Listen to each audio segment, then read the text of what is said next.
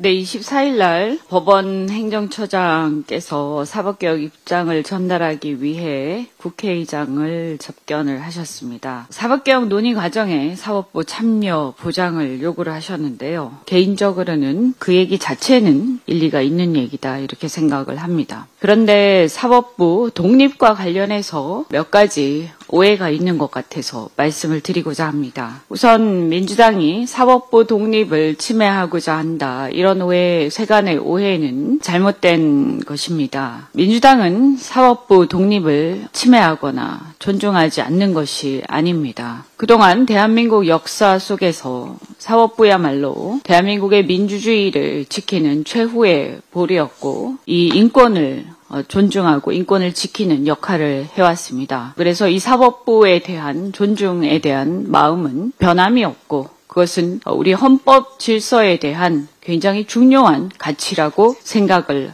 합니다. 다만 그것이 사법부 독립이 개별 재판에 대한 존중과 독립을 의미하는 것이고 사법부 독립 자체는 법관들의 재판 그리고 법관들에 대한 존중을 의미하는 것이지만 사법부 구성원들에 대한 무소불위의 권력을 인정하는 것과는 차원이 다르다라는 것을 분명히 좀 구별을 해주시기 바랍니다. 따라서 사법부의 구성원도 잘못이 있으면 재판을 받을 수 있는 것이고 수사의 대상이 될 수 있습니다. 마치 우리 국회의원들도 선거법을 위반하면 재판을 받을 수 있고 수사를 받는 것과 같은 원리입니다. 당연히 사법부의 수장도 사법부 법관도 우리가 물을 게 있으면 법에 따라서 헌법에 따라서 국회가 청문회의 대상으로 선정할 수도 있는 것입니다. 이것을 구별을 하지 못하고 사법부의 독립과 재판에 대한 독립과 재판부 또는 법관의 개인에 대한 비리에 대한 수사 그리고 국회의 절차에 따른 청문회 이것을 구별하지 못하는 것은 잘못된 것이다. 그래서 우리가 이것을 마치 사법부를 존중하지 않는 것으로 오해하는 것은 일은 없었으면 좋겠다라는 것을 다시 한번 말씀드립니다. 이재명 대통령께서 어제 뉴욕 증권거래소에서 대한민국 투자 세일즈를 하셨습니다. 미국을 대표하는 금융계 인사들을 대상으로 대한민국 투자 서밋을 이재명 대통령께서 직접 주재했는데 한국 대통령이 자본주의의 심장인 뉴욕 월스트리트에서 직접 대한민국 IR에 나선 것은 최초입니다. 이제 월가 금융권은 이재명 정부가 코리아 디스카운트를 코리아 프리미엄으로 바꿀 수 있는 강력한 정책 의지와 역량이 있다는 것을 실감했을 것입니다. 대통령께서는 외환거래 시간 제한을 없애겠다라고 약속을 하셨습니다. 정말 반가운 일입니다. 많은 투자자들이 아주 환영했을 것입니다. 그리고 지정학적 리스크 해소를 하겠다라는 의지를 표명했습니다. 이런 많은 말씀들이 사실 그동안 얼마나 많은 투자자들이 기다려온 얘기겠습니까? 이번 행사로 코스피 5천을 향한 일관된 행보를 보여주셨다라고 생각합니다. 민주당은 정책적으로 흔들림 없이 뒷받침하겠습니다. 한편 또 대통령께서는 앞서서 스콧 베센트 미 재무장관을 만나서 상업적 합리성을 바탕으로 한 논의가 필요하다고 밝혔습니다.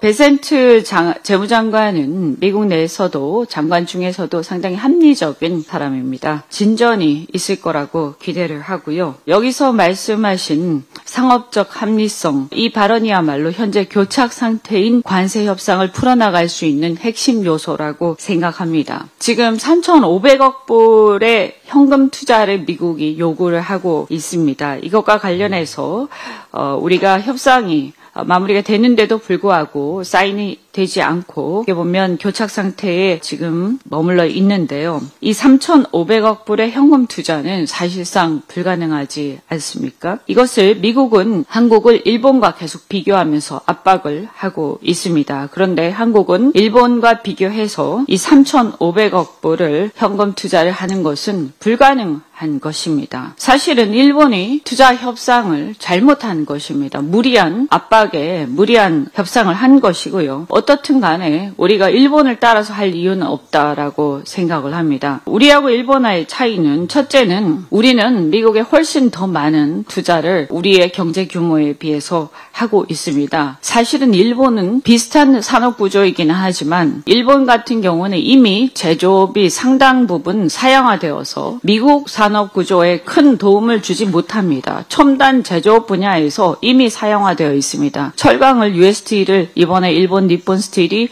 인수를 하긴 했지만 이런 철강이라든지 기본적인 기초 제조를 제외하고는 첨단 제조 분야에서는 이미 사양화되어 가고 있습니다. 일본 산업은요. 그 반면에 한국 제조 분야는 지금 중국을 앞서는 것도 있고 물론 중국에 지금 상당한 위협을 받고는 있지만 중국을 견제할 수 있는 지구상에서 유일한 가성비 있는 제조국가입니다. 한국을 빼고 미국이 어떻게 중국 제조업을 견제할 수 있겠습니까?